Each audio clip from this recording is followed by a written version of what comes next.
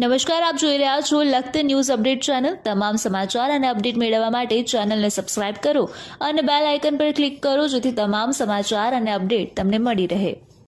લખતર તાલુકાના તલસાણા ગામના યુવા ટીમ દ્વારા અનોખી રીતે 78માં સ્વતંત્ર દિવસની ઉજવણી કરી ખોટા ખર્ચ કરવાના બદલે વિદ્યાર્થીઓને અભ્યાસમાં ઉપયોગી જુદી જુદી ચીજવસ્તુઓ આપવામાં આવી।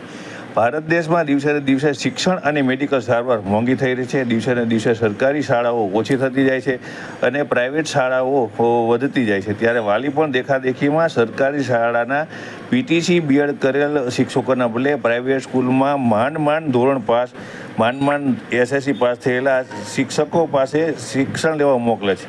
લખતર તાલુકાના તલસાણા ગામના યુવા ગ્રુપ દ્વારા સરાહનીય કામગીરી કરવામાં આવી છે। યુવા ગ્રુપના 50 જેટલા સદસ્યો દ્વારા પોકેટ મનીમાંથી બચાવેલ રૂપિયામાંથી તલસાણા ગામની પ્રાથમિક અને માધ્યમિક શાળામાં ધોરણ 1 થી ધોરણ 10માં અભ્યાસ કરતા 390 જેટલા વિદ્યાર્થીઓને 78માં સ્વતંત્ર દિવસની ઉજવણીના ભાગરૂપે કલર ચિત્રપોથી, નોટબુક, પેન, પેડ, કંપાસ અર્પણ કરી ખરા અર્થમાં ભવિષ્યના ભારતના ઘડતરના પાયારૂપ વિદ્યાર્થીઓને મદદરૂપ થઈ દેશ સેવા કરી ભારતના ભાવિને આગળ લાવવામાં મદદરૂપ થઈ અને ધન્યતા અનુભવી હતી।